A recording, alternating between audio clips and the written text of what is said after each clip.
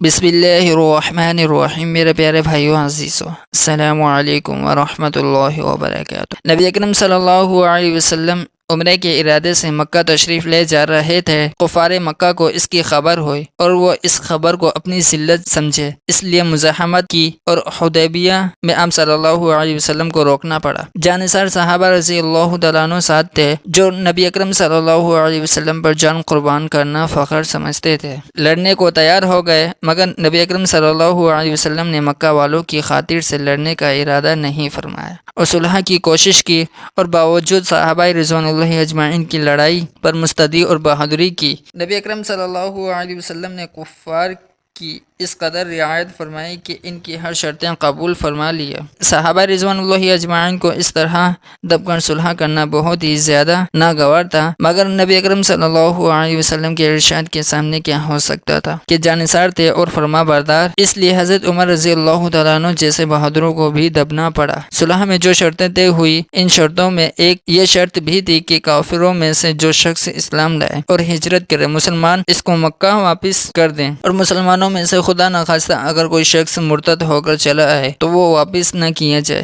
یہ صلح نامہ ابھی تک پورا لکھا بھی نہیں گیا تھا کہ حضرت ابو جندل رضی اللہ تعالیٰ عنہ ایک صحابی تھے جو اسلام لانے کی وجہ سے طرح طرح کی تکلیفیں برداشت کر رہے تھے اور زنجیروں میں بندھے ہوئے تھے۔ اسی حالت میں گرتے پڑتے مسلمانوں کی لشکر میں اس امید پر پہنچے کہ ان لوگوں کی حمایت میں جا کر اس مصیبت سے چھٹکارا پاؤں گا۔ ان کے باپ سہیل نے، جو اس صلح نامہ میں کفار کی طرف سے وکیل تھے اور اس وقت تک مسلمان نہیں ہوئے تھے، فتح مکہ میں مسلمان ہوئے۔ انہوں نے صاحبزادے کے تماچے مارے اور واپس لے جانے پر اصرار کیا۔ نبی اکرم صلی اللہ علیہ وسلم نے ارشاد فرمایا کہ ابھی صلح نامہ مرتد بھی نہیں ہوا، اس لیے ابھی پابندی کس بات کی؟ مگر انہوں نے اصرار کیا۔ پھر نبی اکرم صلی اللہ علیہ وسلم نے فرمایا کہ ایک آدمی مجھے مانگا ہی دے دو، مگر وہ لوگ ضد پر تھے، نہ مانے۔ ابو جندل رضی اللہ تعالیٰ عنہ نے مسلمانوں کو پکار کر فریاد بھی کی کہ میں مسلمان ہو کر آیا اور کتنی مصیبتیں اٹھا چکا، اب واپس کیا جا رہا ہوں۔ اس وقت مسلمانوں کے دلوں جو گزر رہی ہوگی اللہ ہی کو معلوم ہے۔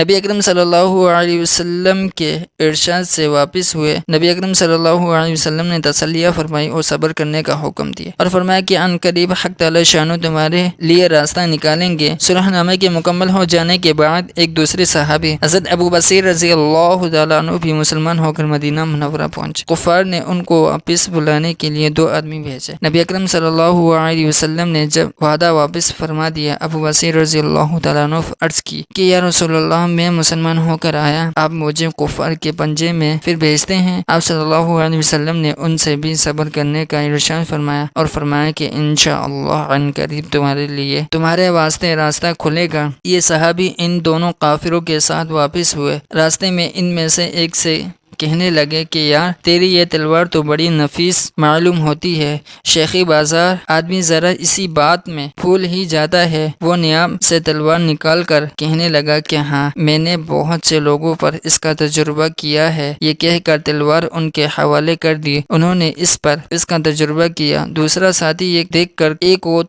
کو تو نپٹا دیا، اب میرا نمبر۔ بھاگا ہوا مدینہ آیا اور نبی اکرم صلی اللہ علیہ وسلم کی خدمت میں حاضر ہو کر عرض کیا کہ میرا ساتھی مر چکا ہے، اب میرا نمبر ہے۔ اس کے بعد ابو بصیر رضی اللہ تعالیٰ عنہ پہنچے اور عرض کیا، رسول اللہ، آپ اپنا وعدہ پورا فرما چکے کہ مجھے واپس کر دیا، اور مجھ سے کوئی عہد ان لوگوں کا نہیں ہے جس کی ذمہ داری ہو، وہ مجھے میرے دین سے ہٹاتے ہیں، اس لیے میں نے یہ کیا۔ نبی اکرم صلی اللہ علیہ وسلم نے فرمایا کہ لڑائی بھڑکانے والا ہے، کاش کوئی اس کا معین و مددگار ہوتا۔ وہ اس کلام سے سمجھ گئے کہ اب بھی اگر کوئی میری طلب میں آئے گا تو میں واپس کر دیا جاؤں گا، اس لیے وہ وہاں سے چل کر سمندر کے کنارے ایک جگہ آ پڑے۔ مکہ والوں کو اس قصے کا حال معلوم ہوا تو ابو جندل رضی اللہ تعالیٰ عنہ بھی، جن کا قصہ پہلے گزر چکا، کہ پہنچ گئے۔ اسی طرح جو شخص مسلمان ہوتا وہ ان کے ساتھ جا ملتا۔ چند روز میں یہ ایک مختصر سی جماعت ہو گئی۔ جنگل میں جہاں نہ کھانے کا کوئی انتظام، نہ وہاں باغات اور